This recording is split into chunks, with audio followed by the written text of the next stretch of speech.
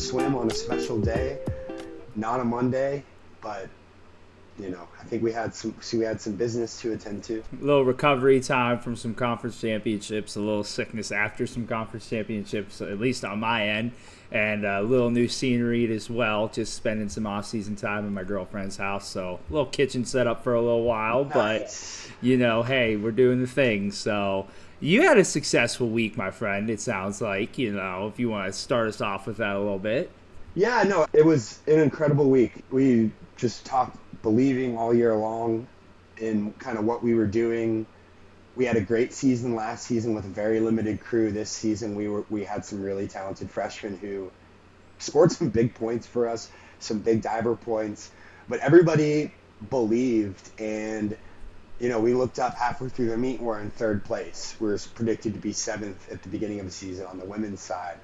And I think that was when you could just kind of feel the attitude on the bus was starting to shift. Like, we're legit. This is legit. And we ended up we got caught in the end and finished fourth. But either way, we had made the point that we wanted to make, and that was that we were coming. We're here to stay. So it was an incredible meet. And the men swam great as well. They broke 1 million school records, to be honest with you. So I'm excited. I'm excited to be here. A lot of coaches say year 3 is the year where things really start to, click. At least that's what I've heard from a couple of coaches I've talked to who've built the programs. They've done it before. They say year 3 is the year. But at the end of year 2, I was starting to feel pretty good. So if that's true, I'm really excited to see what we got. But I know it's a little off the radar for you. Manchester Men's Coach of the Year, or some conferences do Coaching Staff of the Year, some conferences just do Coach of the Year. Roger was awarded Coach of the Year, but you can talk more about it. But I know that your fingerprints are all over that program, so I know you don't necessarily want to brag on yourself, but that's a big part. Like, I wish it was a Coaching Staff of the Year for you. Yeah, no, I appreciate that. Yeah, it was super exciting, especially because at conference we had a couple deeks. We had some really fast relays and a couple individual first-year freshmen that just were a little too early, and that's okay. It's a learning experience, even with some of the most elite athletes, or even just like us in Division III high school club meets, a DQ is going to happen. So, the way we responded was awesome. And like you mentioned, yeah, it's exciting because I did put a really big foot in this program this year with, Boss Man and my mentor being out for a little bit with some surgery. But, us and the athletes, we held it down. I'm in charge of our strength and conditioning program, have been since I got here. I had a lot of athletes put on some really good weight, men and women. And coming back to your point about year 3, last year is when we really saw it. And then this year into year 4, it was huge. I mean, like we mentioned before on the podcast, my men jumped tremendously up in the Swim Cloud rankings, and that's just based off of times and everything.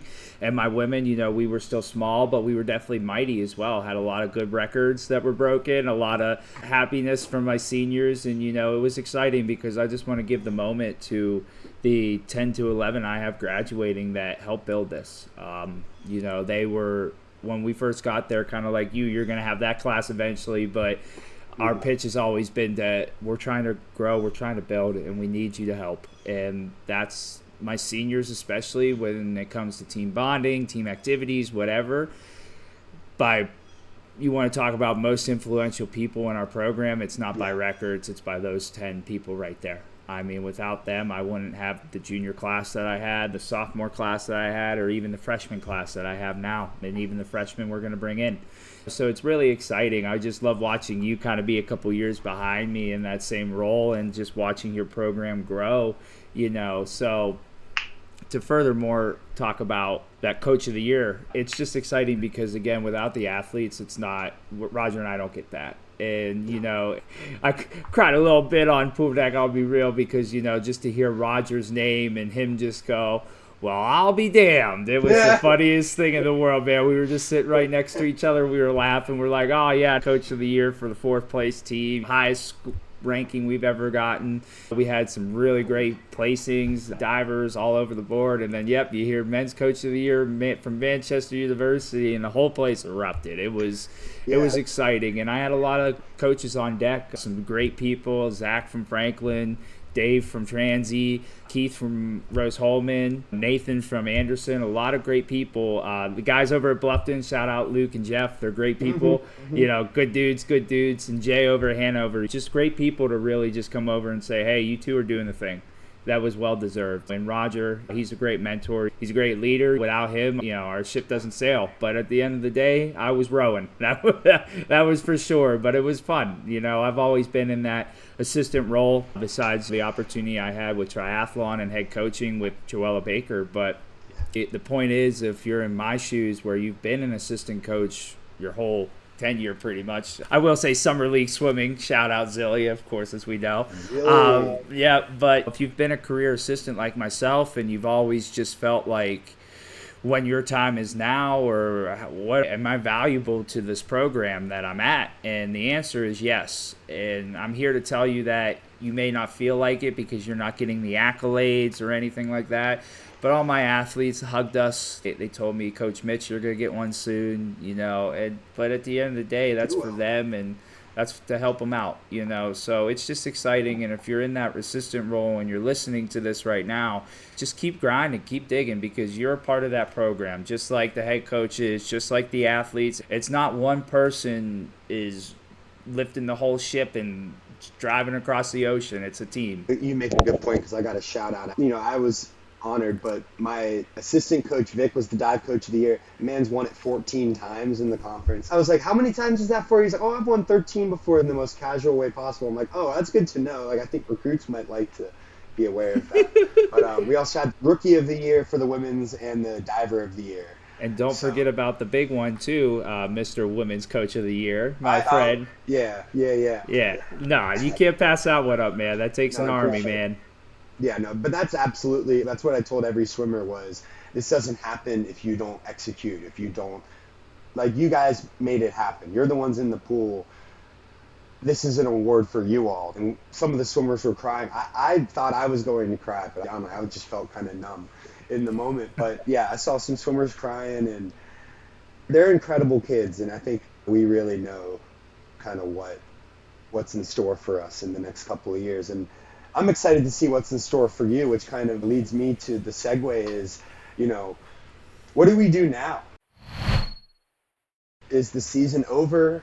Obviously, when I swam in D1, and I tell recruits this a lot, I had a week off after Big 12s, and then it was back in the water. It's club team time, baby. 1 week, 2 weeks, and there's nothing necessarily wrong with that with D3. That is the one thing that I dislike most about this job, is how much of time of the year I'm off deck.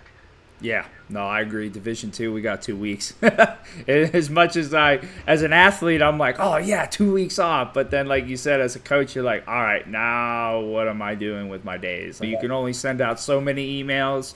You can only call so many people. I can only blow up the same person, so many times before they're like, all right, Coach Mitch, you need to leave me alone.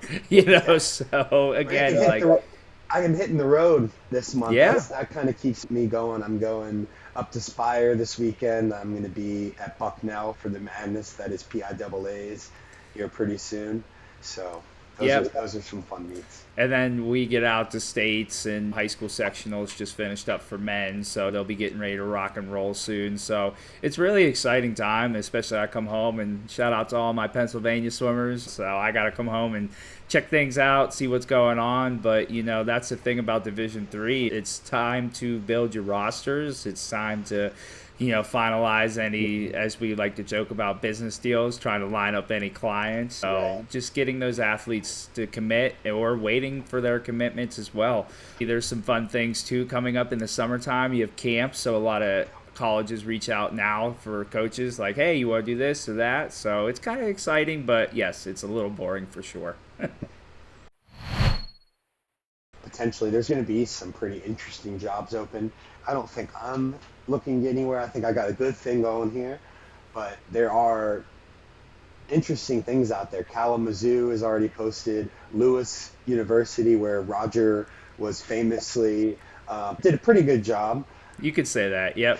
Fairmont State, which I believe, and I think we both kind of talked about it before the show went on. I mean, obviously, this is just rumors, this is just conjecture, but I think that they're going to just take the interim tag off at that job. I mean, I think he's done a good job. He's an alum. The kids love him. Yeah, hope That's for him. it. Being on a staff, like, you're one step away. You never know what's going to happen at your program. Like, obviously, you never wish for people to leave, abruptly or anything like that. But we've seen it so many times where interim coach is kind of an odd spot to be, but it's also the easiest way to prove you deserve a job is doing a good job as the interim coach, getting the kids to respect you in a short time. And I would say more often than not, that gets rewarded with having that tag lifted and you are the full-time head coach, they're moving forward. No, you're absolutely right. And I can kind of speak on that a little bit with Roger being out this year, and I had to run the ship by myself. Unfortunately, our diving coach, he's awesome. His name's Reed. He's volunteer, though, so he's super busy. He's got a couple different jobs, big family. So along with coaching swimming, I was coaching diving. Thank God for my 2 years of college cheerleading background. Shout out the one back tuck I did in my life. But all jokes aside, it was a lot. But I took that along with going for my master's degree, may I add, and not to take the story shortened, but also dealing with the loss of my dad suddenly. So I had a lot on my plate that I had to balance along with just many other things like we do in life. But that was one thing that was motivating me was if I do a good job, if I keep this ship afloat, if I can keep it sailing, who knows what that may lead to. Future jobs, whether in Manchester or who knows where. So you're right, that tag can be lifted. It just depends on your investment and your involvement. And some people, they're unfortunately with GAs, it's hard because they're there for 2 years and then see you later. I didn't want to let this fail. I didn't want to let my athletes down. They said, hey, Papa Carnes is on injured reserve, so you know what? It's time for all of us to step up, and they stepped up. So it was just really exciting. It was really cool to see the rally. But yeah, you're absolutely right. And I even had a meeting with my athletic department about that. Hey, I ran the ship. What do you guys think? How did I do? And, it was a productive meeting. It was solid. But at the end of the day, it's just they do notice those things. So you are right with that for sure. As we're moving forward and we're looking ahead to our next episode and kind of what the summer is going to look like, the biggest thing is that obviously we're going to have the job carousel coming around, lots of jobs opening up. We'll be able to talk about some things that we see that we've applied to and can give insight on. And then on top of that, just kind of moving forward with the call to action. We want to hear from you. Now is the time. We have a little bit of an audience, so let's start getting some questions in and let's start getting that voice out more. So that's the way I would think.